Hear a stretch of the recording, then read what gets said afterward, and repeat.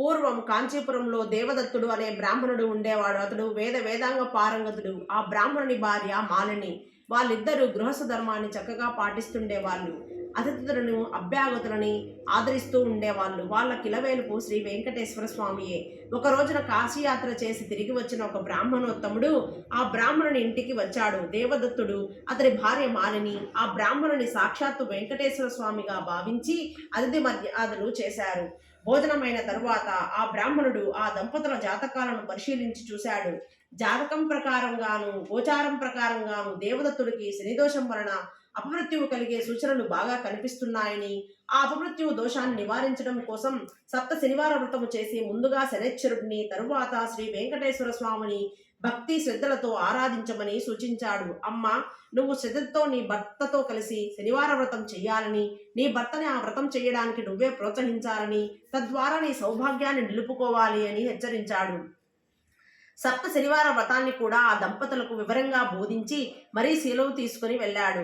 దేవదత్తుడికి తారాబలం చంద్రబలాలు సరిపోయిన ఒక మంచి శుభదినాన ఆ బ్రాహ్మణ దంపతులిద్దరూ బ్రహ్మ ముహూర్తములో తెల్లవారుజామున 4 గంటలకు లేచి స్నాన ధ్యానాదులను నిర్వర్తించుకుని ఇంటిలో ఈశాన్య భాగంలో పూజాపీఠాన్ని ఏర్పాటు చేసుకున్నారు. మండపాన్ని వేసి శ్రీ వెంకటేశ్వరుని చిత్రపటాన్ని పెట్టి పూజా సామాగ్రిని నివేదన చేయవలసిన పదార్థాలను సిద్ధం చేసుకున్నారు. అంటే ఉదయం పూట కొబ్బరికాయలు, అరటిపళ్ళు, నల్ల ద్రాక్షాలు, 7 చిమ్మిలి ఉండలు సిద్ధం చేసుకోవాలి. సాయంకాలం దాకా ఉపవాసం ఉండాలి.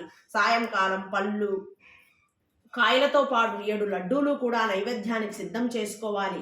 సాయంకాలం కూడా పూజ చేసుకుని ఒక బ్రాహ్మణుని పిలిచి ఆయనకు భోజనం పెట్టి ఆ తరువాత వారు భుజించాలి. అలా మొదటి రోజు వ్రతాన్ని యథావిధిగా నిర్వర్తించారు. ఆ విధంగా వరుసగా వాళ్ళు 7 శనివారాల పాటు వ్రతాన్ని భక్తి శ్రద్ధలతో నిర్వహించారు. 7వ శనివారం వ్రతం పరిసమాప్తి చేసి భోజనం చేసి కొంతసేపు శ్రీ వెంకటేశ్వర స్వామి మహిమలను వర్ణించుకుంటూ కాలాన్ని గడిపి ఏ మధ్యరాత్రికో కాస్త నిద్రపోయారు.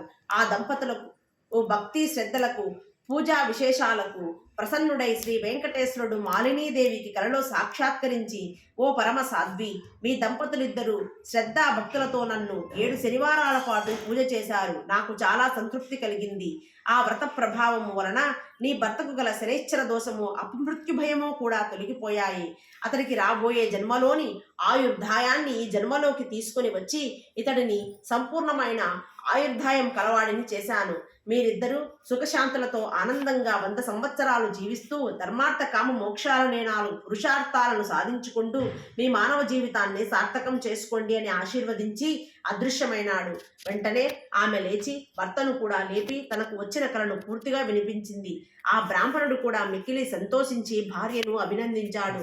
ఒకనాటి శుభముహూర్తంలో ఆ దంపతులిద్దరూ శ్రీ వెంకటేశ్వరుని దర్శనం కోసం తిరుపతి కొండకు వెళ్ళి మొక్కులు తీర్చుకొని ఆ స్వామిని మనసారా స్తోత్రం చేసి ప్రసాదం స్వీకరించి తిరిగి వచ్చారు. ఇంటికి వచ్చాక బ్రాహ్మణులను పిలిచి అన్న సంతర్పణ చేసి వారి ఆశీర్వచనాలను కూడా తీసుకున్నారు. జీవితాంతం యథాశక్తి శ్రీ వెంకటేశ్వర స్వామి సేవను చేస్తూ చివరికి శ్రీ స్వామివారి సాన్నిధ్యాన్ని పొందారు.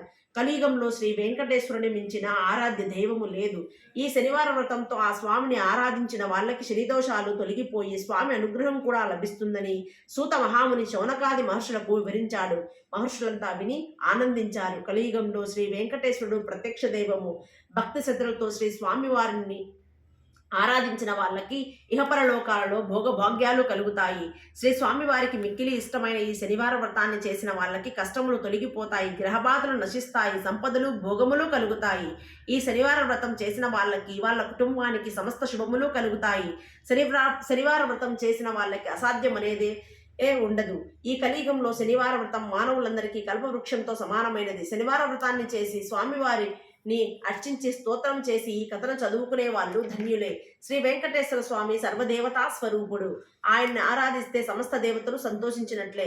స్వామి ఆరాధనలో వస్తు సామగ్రి, మన సంపద, ఆడంబరము మొదలైన వాటికంటే మన మనసులో ఉండే భక్తి శ్రద్ధలే ముఖ్యమైనవని మనం గుర్తించి వ్యవహరించాలి. కనుక మనమందరము మన శక్తిని అనుసరించి శనివార వ్రతాన్ని ఆచరించి శ్రీ వెంకటేశ్వరుని అనుగ్రహాన్ని పొందడానికి ప్రయత్నం చేద్దాం, చేసి తరిద్దాం. ఓం నమో శ్రీ వెంకటేశాయ.